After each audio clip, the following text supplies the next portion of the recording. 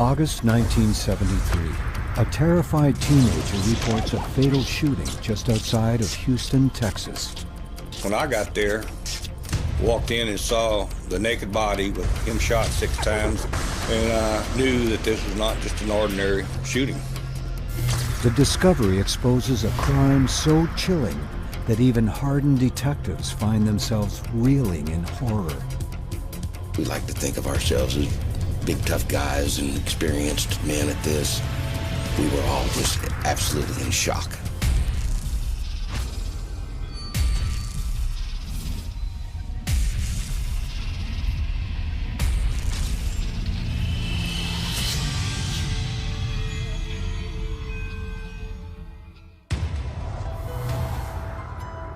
Houston, Texas, in the early 1970s, a sprawling industrial city on the verge of a big boom. There are areas of the city, however, whose time has come and gone. One of these neighborhoods is on Houston's northwest side. It's called the Heights. At one time, the Heights was a very upper-class socioeconomic area back around the turn of the century. But then by the 70s, there was sort of an economic downturn within the Heights.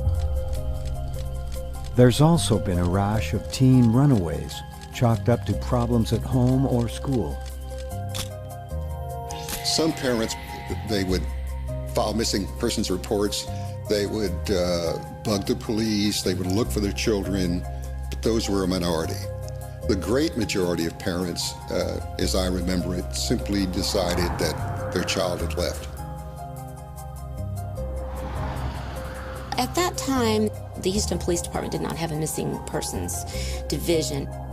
But I do know that there were several teenagers from the Heights area, maybe up to 13, that had been reported missing in the early 70s.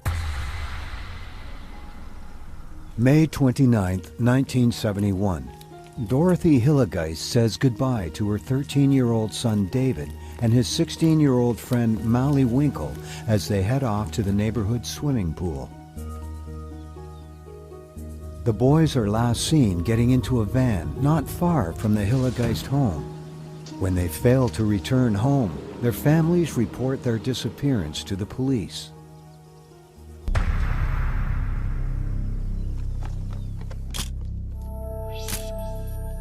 Well, it was often assumed that if a teenage boy was missing, that he was a runaway, or he just decided to lay out several nights staying with friends.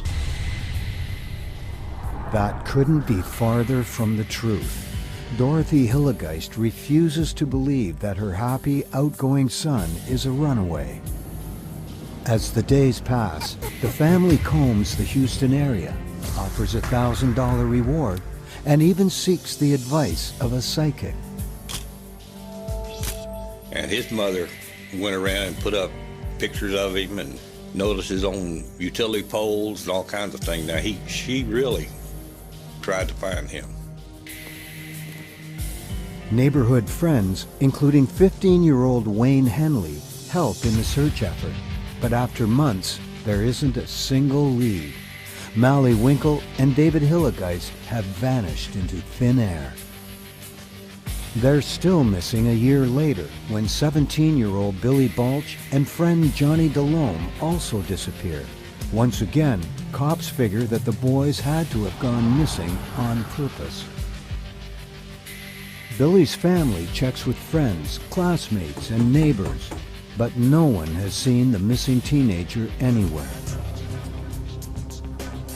The Balch family is still searching for Billy in November of 1972, when their 15-year-old son Michael vanishes too. Not one of the Heights boys ever comes home, and still, cops are oblivious to the evil lurking right under their noses. But not for long.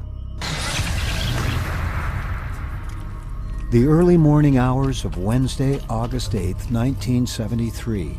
3 teenagers are on their way to Pasadena, Texas, another Houston suburb, about 20 miles from the Heights. Rhonda Williams, Wayne Henley, and his friend Tim Corll have only one thing on their minds. They've come to Pasadena to party. Wayne Henley was a very bright, streetwise 17-year-old. A school dropout. He lived at home with his mother. I don't think his father was around much in his teenage years. Rhonda Williams was the girl that Henley had been dating some. She was from a broken home, didn't have a lot of parental direction. Tim Corll was, I believe, 19 years old at the time, and he was just interested in a night of partying where they smoked marijuana and sniffed glue and whatever they wanted to do. At 3 a.m., the three teenagers enter a house at 2020 Lamar Drive in Pasadena, unaware that partying will soon be the last thing on their minds. At 8:30 a.m., the Pasadena Police Department gets a frantic phone call. I had just come to work in the detective division and was on my first cup of coffee, and the Lieutenant Goad pointed his finger at me and said, "Come here, you got a shooting," and he handed me the address, 2020 Lamar. When Detective Sergeant David Mulliken arrives at the scene, he finds a Pasadena police officer waiting outside with an empty .22 caliber pistol and 3 suspects, none other than Wayne Henley, Rhonda Williams, and Tim Corll. The first officer to respond to the call that morning was uniformed patrolman Jerry Jameson. He was met by Henley and Corll and Rhonda. They were sitting on the curb out in front of the house. And Henley said, "I just killed a man. He's in the house." At 34, Mulliken is a 12-year veteran with the Pasadena Police Department. He's about to take on the biggest case of his career. Inside, Mulliken finds the naked body of a man lying face down in the hallway outside a small bedroom, his feet tangled in telephone cord, his back and shoulder riddled with bullet holes. The scene inside the bedroom is even more shocking. Of course, when I got there, walked in and saw the naked body with him shot 6 times, all kinds of sexual objects, and I knew that this was not just an ordinary shooting.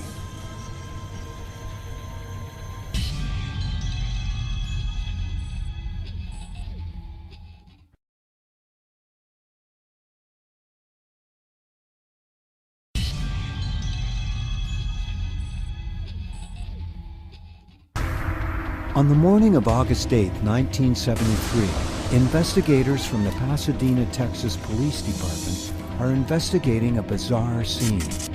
Outside sit 3 teenagers, one of whom has confessed to murder. Inside lies a man's naked body with 6 bullet holes in his back and shoulder.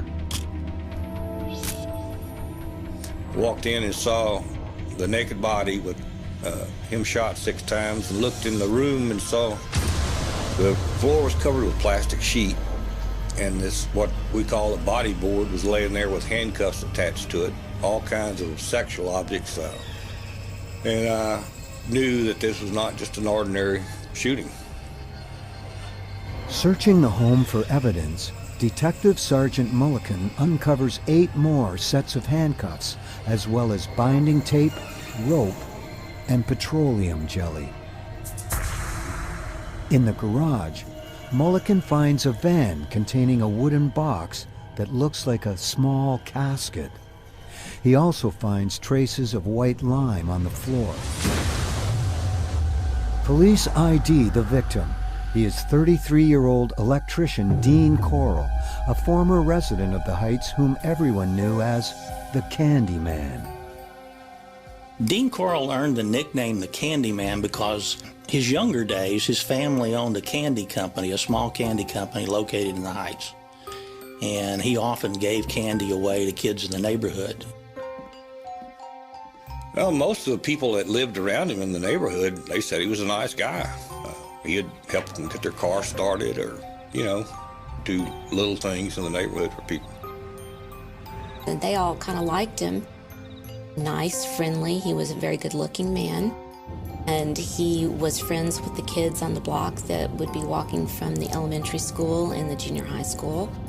Sometimes he would take kids on rides in his van. Nobody really had anything bad to say about him. So how did this friendly neighborhood man end up murdered? At police headquarters, the three teenagers are questioned, and all three tell the same story.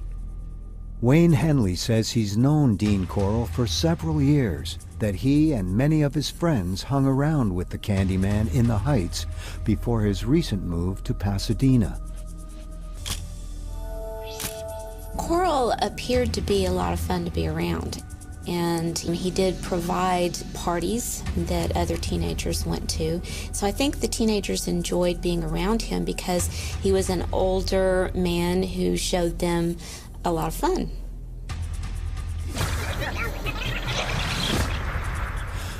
Corll had seemed a bit taken aback that Wayne had showed up with a girl. But they're able to smooth things over, and the party is soon underway. Henley and Curly and this girl stayed up all night doing what they called huffing, or sniffing glue and paint and whatever they had handy. And they passed out.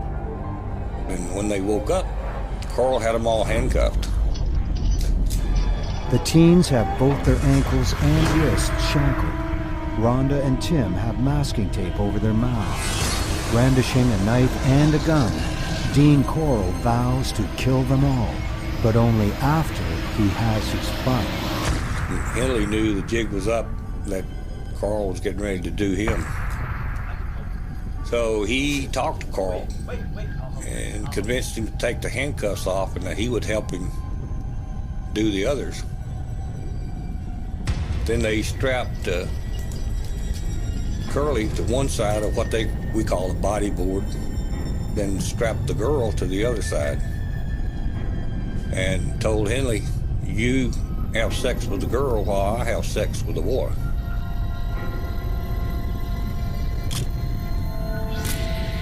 I don't have any doubt in my mind that Henley knew that if he didn't do something to Dean Corll right then, that he would kill those two. And when he got his hand on a gun is when he started firing and shot Dean Corll dead.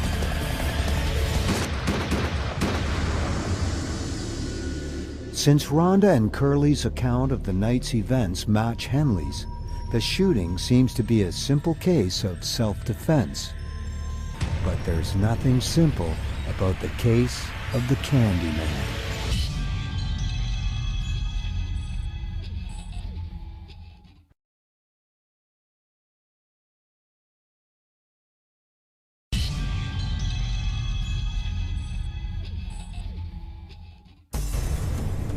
August 8, 1973. Homicide detectives in Pasadena, Texas, are investigating the shooting death of 33-year-old Dean Corll, an electrician with the Houston Light and Power Company.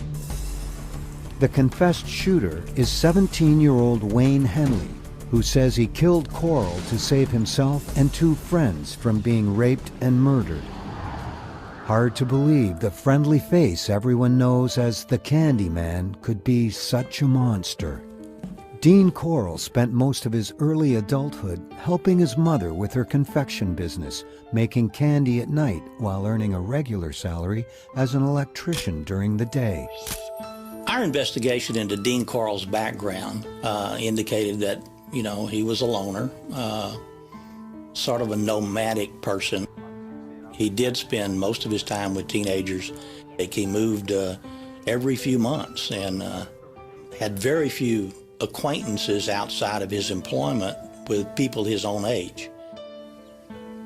Instead, he preferred the company of teenage boys, like Wayne Henley and another teenager, 18-year-old David Brooks. David Brooks was the typical teenager at the time. He lived in the Heights area, smart, streetwise, but a loner, and someone who spent a lot of time on the street. Dean Corll's parents both admit that their son was very depressed in the days leading up to his death and talked about being in some kind of trouble. Still, detectives are unprepared for what Wayne Henley reveals next. He started telling me that was one reason he had killed Corll, because he had a warehouse full of bodies. Back when Henley told me about this, what he called a warehouse, I was pretty skeptical at the time. But Wayne has names to back up his story, boys who have disappeared from the Heights: Marty Jones, Charles Cobble, and David Hillegeist. A call to Houston Homicide confirms that all 3 boys are missing. Jones and Cobble disappeared within the last 2 weeks. Hillegeist has been missing for more than 2 years. Henley thinks he knows where they are. On the afternoon of August 8, 1973, the teenager leads detectives from the Pasadena and Houston police departments to the Southwest Boat Storage Facility in South Houston. It was just a series of sheds made out of metal in which people stored boats or automobiles or all the junk they had assembled and didn't have any use for. Wayne Henley pointed out stall number 11 as the stall where he suspected some bodies were buried. And at that time, we didn't believe him. Even though there were some bizarre things found at the house, we didn't believe that there were multiple bodies buried in this boat shed. The boat shed, however, was locked. So I went to the manager's office and asked who, of course, it was rented to. And she informed me it was Dean Corll. When we opened the door, Henley turned white as a sheet. And when I was looking at him, I knew the boy was telling the truth. Inside, police find a dirt floor partially covered by carpet. There was a lot of junk and shovels, and there was an old stripped out car. And there were bicycles, shoes, jackets, and there were some sacks of lime. And there were a number of raised places in the ground that looked like they were freshly dug up. The detectives have brought some trustees from the local jail to help with the digging. Not far down, they reach a layer of white powder that they identify as lime. Minutes later, shovels hit something buried 6 inches below the surface. It's a body wrapped in clear plastic sheeting, the same kind found in Dean Corll's bedroom. Then we started scraping the dirt away in a more gentle fashion so we could preserve the bodies. We didn't want cuts and things from the shovels hitting the bodies. It's the naked body of a young boy, a heavy cord tied tightly around his neck. Wayne Henley's outrageous story is true. The county medical examiner is called to the scene along with a team of forensic experts, and they continue to dig. The owner of the storage facility tells police that Dean Corll has been renting the shed for almost 2 years. She describes him as a nice man who came around 2 or 3 times a week. He'd recently inquired about renting a second unit. It's not long before the press gets wind of the grisly discovery. Of course, there were TV crews and news media all over the place. In fact, I asked one of the TV guys even if I could let Henley use his car phone, call his mom. And that's one of the famous scenes on the news. Henley called his mom on television. Mama, it's Wayne. Mama, I killed Dean. I killed Dean. Inside the shed, police discover a second body, more decomposed than the first, but definitely that of a young person. It was a hot day, and the smell would just knock you over. Everybody was all upset, because they had never seen anything like it, I don't think. An interview with Wayne Henley hits the 10 o'clock news, alerting everyone in Houston to the horror story that's unfolding. The news sends a shockwave of fear through the families of missing boys. At Houston Homicide, detectives gather files on teenagers who have disappeared over the past several years. The stack grows to almost 50 cases from the Heights alone. Meantime, police divide the boat shed floor into sections and begin systematically digging their way down. As the night wears on, a third body is discovered, then a fourth, and a fifth. It seems like almost every place they dug in there, they found another body. And every time there was a new body found, I would have to run like 200 yards to the nearest telephone and phone in to my office, another body had been found. By midnight, 8 bodies have been recovered and sent to the county medical examiner for autopsy and identification. At the scene, investigators sift through the soil for evidence. When we started diagramming the different locations, some of them were 3 deep. There'd be a body and dirt and a body and dirt and a body on top of each other. The search is not over, and by the light of day, the case will take a turn that no one, not even the most hardened detectives, could ever imagine. We like to think of ourselves as big, tough guys and experienced men at this. We were all just absolutely in shock. This was the crime of the century. People just didn't realize that other human beings could do what Dean Corll did to these kids.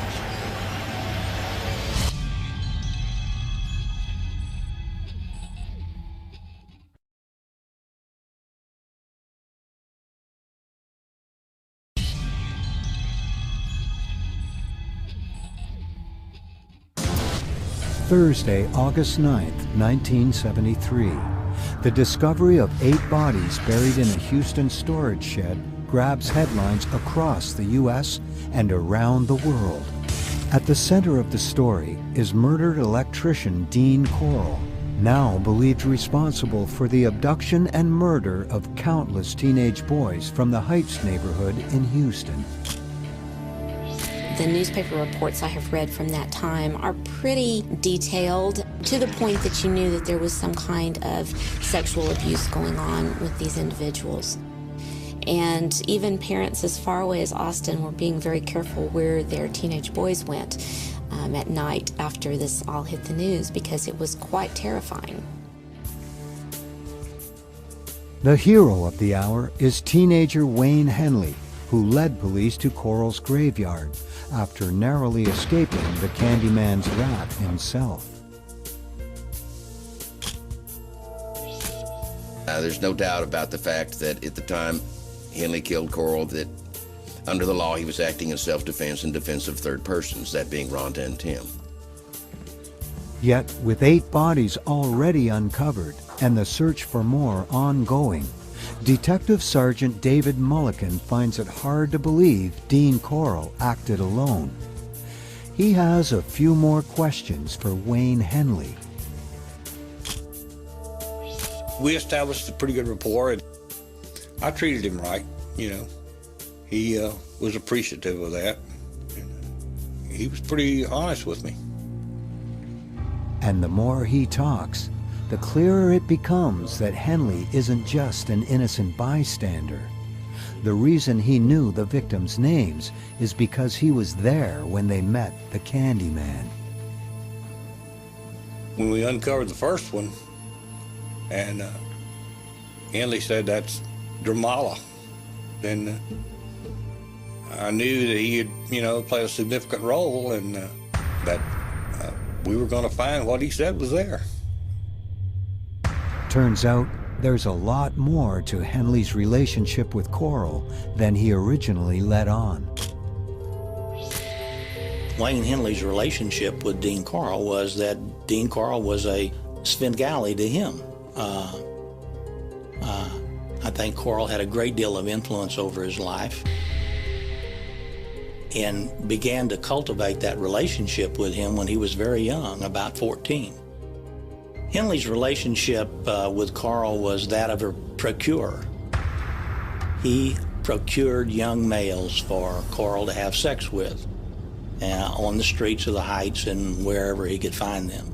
He lured them to the house under the pretense that he had some marijuana or he had some other type of drugs to use, and or they were going to have a party. And that's the way he enticed those boys to come to Dean Corll's house.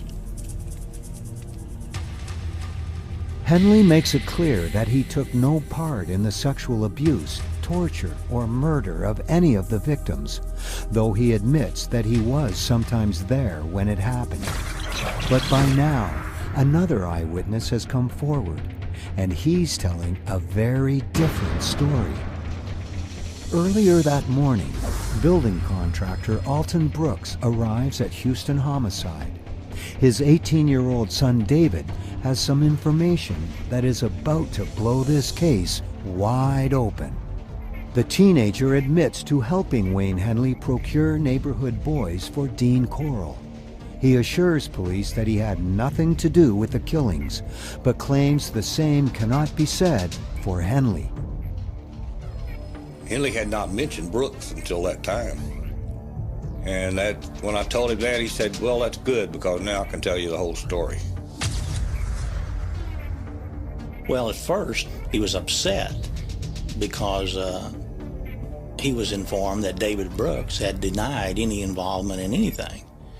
And so we took Wayne Henley to the Houston Police Department, and he was given the opportunity to speak directly to David Brooks and urged David Brooks to tell the truth.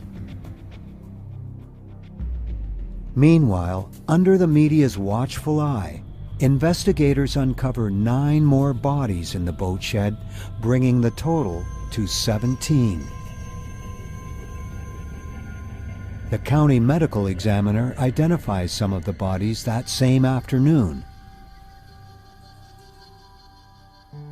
Among them, teenage brothers Donald and Jerry Waldrop, found in the same clothes they had on when they went missing. They did go quite heavily on personal effects at that time. There are many of these boys that had dental exams and dental x-rays. So the ones who were identified first tended to be the ones that were better preserved.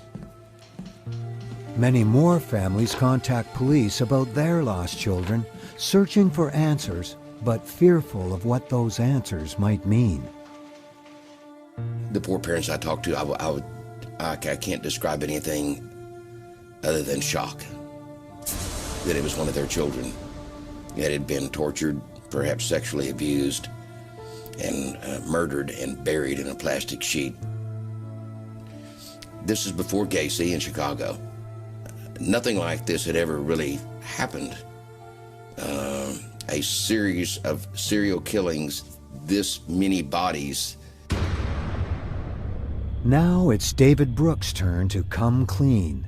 He admits knowing Dean Corll since he was 14, actually living with him at several of his residences in the Heights. He also admits to taking part in the Candyman's sadistic rituals. David Brooks never alluded to a sexual relationship between the two of them. However, I think that he was the one who would solicit these young boys to, would befriend them to associate with Dean Corll, whose motive we well know was sex, torture, and eventually killing. It is David Brooks who first introduces Corll to Wayne Henley in late 1971. And he may at one time have been a potential victim. But for some reason, Corll liked him, and he agreed to engage in similar activity, procurement activity, with David Brooks. And so he was spared. Corll promised Henley $200 for every boy he would bring, and so it turned into a semi-business relationship. They used what they call a handcuff trick on a lot of them. Henley would put handcuffs on, and then he'd have a key in his back pocket, and he'd let himself out of the cuffs. Then they'd tell the kid, you know, you try this. Of course, he didn't have a key, so then they'd take him down.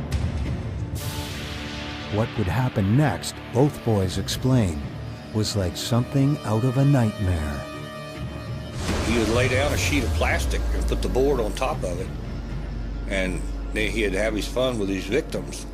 And then after he'd kill them, they just wrap them up in that plastic.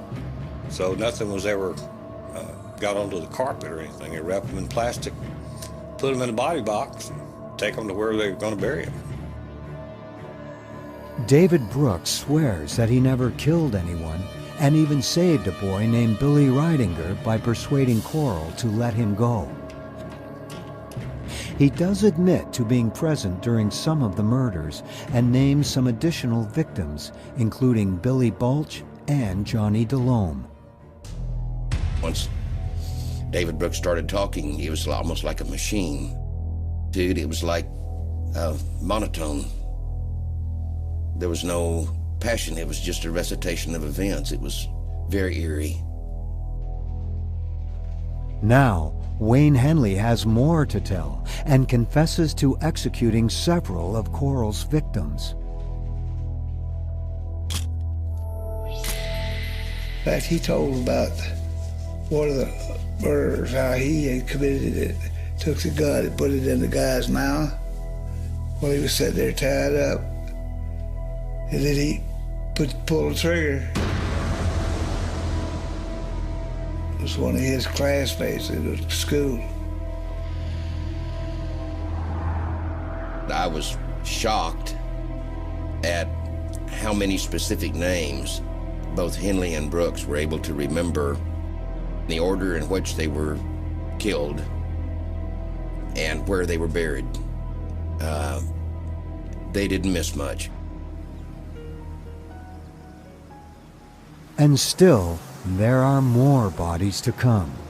Wayne Henley accompanies detectives to a wooded area not far from Lake Sam Rayburn, 150 miles northeast of Houston. Henley he could tell us exactly where to go. We drove down this little dirt road for a while, and he said, stop right here, there's 2 bodies here. And we went out, and sure enough, there were 2 there. The next morning, we went back out to the woods, and he showed us where the 2 other bodies were.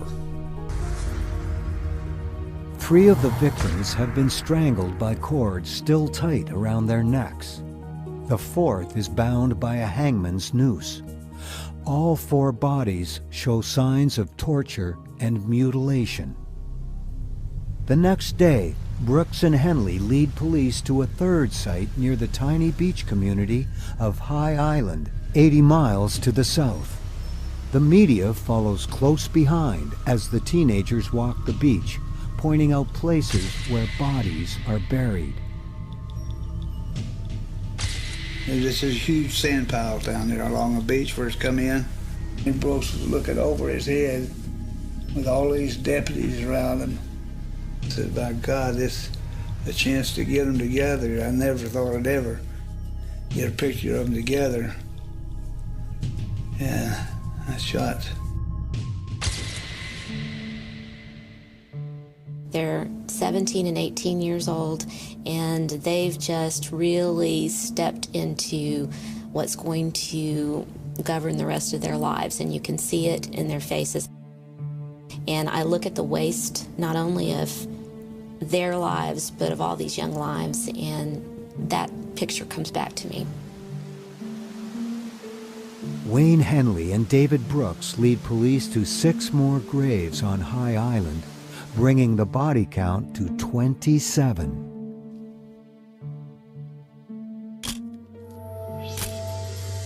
I wouldn't have been surprised if there were 1,000 bodies.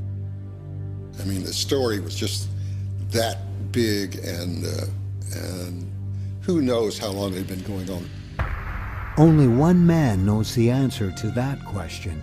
And on that same Friday, while his victims' bodies are being lifted from the sand of High Island, Dean Corll, the Candyman, is laid to rest, taking his deep, dark secret to the grave.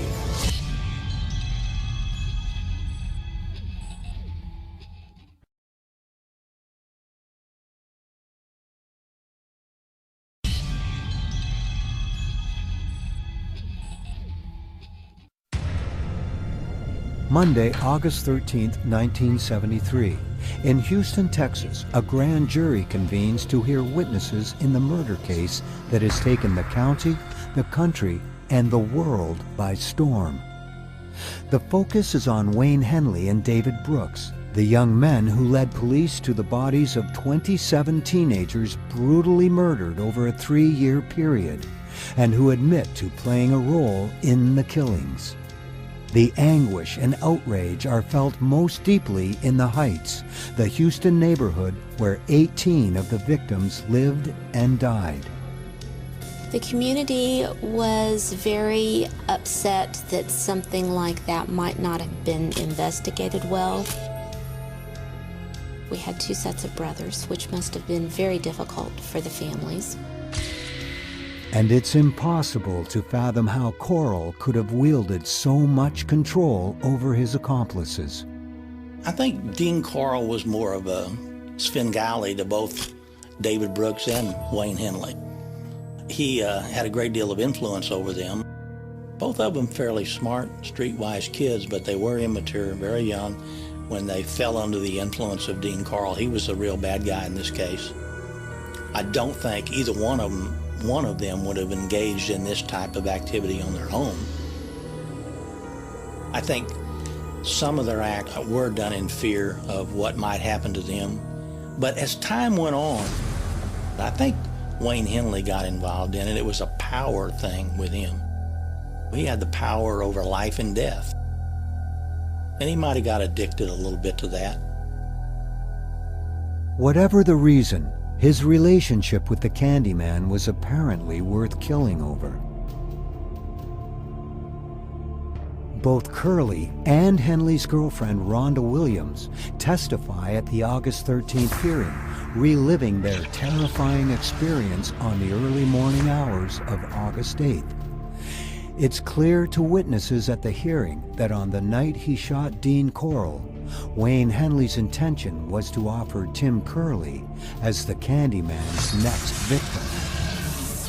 Billy Ridinger, the boy that David Brooks let go, also testifies to Dean Corll's sadistic cravings.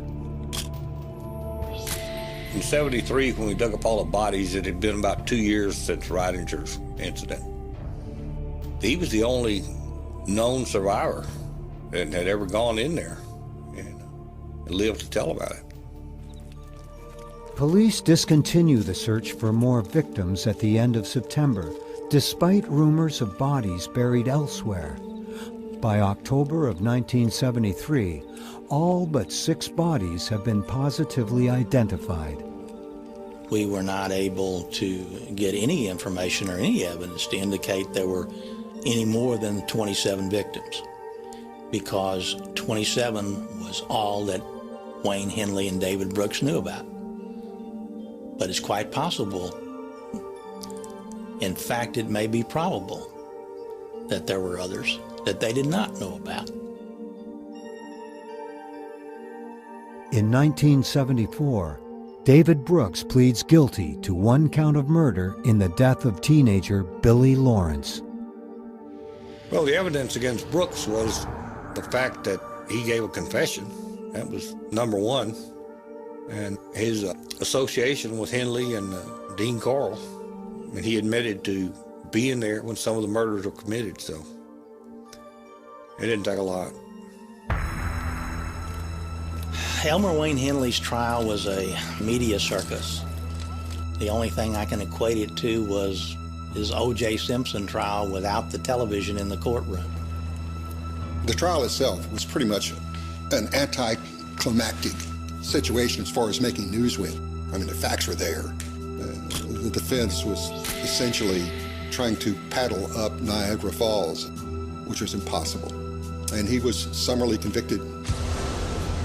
Wayne Henley is sentenced to 6 concurrent 99-year terms, while David Brooks gets 1 99-year term. In 1994, the medical examiner's office uses a new technique called forensic reconstruction to try to identify one of the Candyman's unnamed victims. We had an artist do drawings from the skulls. She did an extremely good job. Forensic artist Lois Gibson uses a life-size photograph of the skull to trace a corresponding outline on paper and on clear acetate. When Cecil Wingo gave me the skull to work on from the Dean Corll murders, it was only the second time I'd ever done a reconstruction. And when I did work on that skull, I could tell it was a young, attractive boy. It had his whole life ahead of him, and it is kind of sad. I remember Cecil Wingo looking at it, and when he saw it, he went, ho, ho, ho, and he got out the picture, and it was obvious. The skull belongs to 18-year-old Mark Scott, thought to have run away in early 1972 after trouble with the law.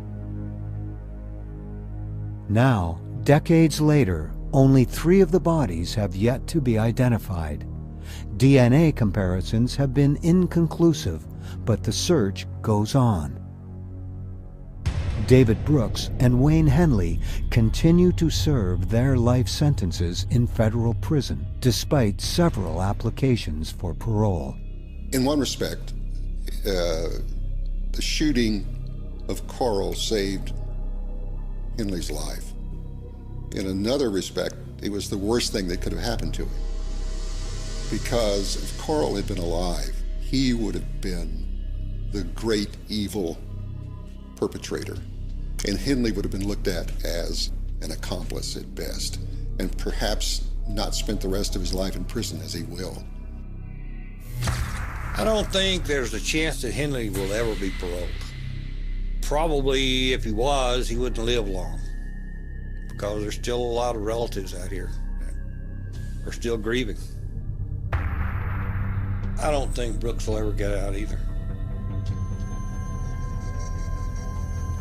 Well, I think this case had a lasting impact on this community. People kept their children on a shorter leash than they did in the past.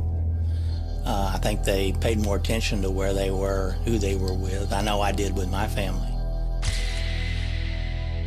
It took a lot out of me emotionally during those days. It was a hard thing to see all those young kids murdered like that and brutalized, but at the same time, it did me some good to know that I had a hand in stopping it. It's just something I'm glad is over.